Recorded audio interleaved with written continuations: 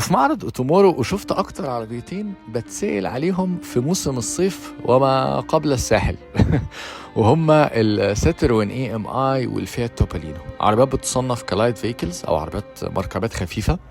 طبعا ده باين جدا على شكل العربيه بيبقى شكلها صغير، سرعتها بسيطه لان مش مطلوب منها تبقى سرعتها كبيره. وفي نفس الوقت عربية شكلها حلو قوي ان انت لو بتحرك بيها جوه كومباوند او مثلا رايح تصيف او رايح في مكان ومحتاج تتحرك بعربية خفيفة وشكلها في نفس الوقت جميل. وبعدين كان عندي فضول جدا اعرف فيات توبالينو يعني ايه توبالينو، ولقيت ان العربية التوبالينو دي معناها بالايطالي الفار الصغير، عربية صغيرة وخفيفة في الحركة، فهي فعلا توبالينو دولتشي فيتا. والدولتشي فيتا طلع بقى معناها ايه؟ معناها الحياة السعيدة، حياة الفار السعيدة.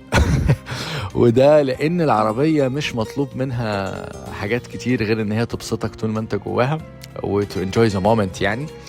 فالعربيات دي بتيجي بمواصفات يعني خلينا اقول كده، مش محتاج اقولها بس خلينا اقولها لكم برضو. هي 8 حصان قدرتها، بتمشي سرعتها القصوى 45 كيلو متر، والرينج بتاعها حوالي 75 كيلو متر، وبتتشحن في اقل من 4 ساعات، وفي نفس الوقت كمان بطارياتها ليثيوم، فدي برضو من البطاريات الحلوه اللي بتعيش. وبقى الجميل كمان ان اللون بتاع العربيه الفيات توبالينو اسمه بيستاشيو، فهي العربيه كل حاجه فيها بصراحه تدعو انك تحبها يعني. فقولوا لي كده، لو انت بقى قدامك الستروين اي ام اي والفيات توبالينو تختار انهي واحده منهم؟ واسيب لكم برضو لينك مواصفاتهم في الديسكربشن. وما تنساش لو الفيديو عجبك تعمل لايك وشير.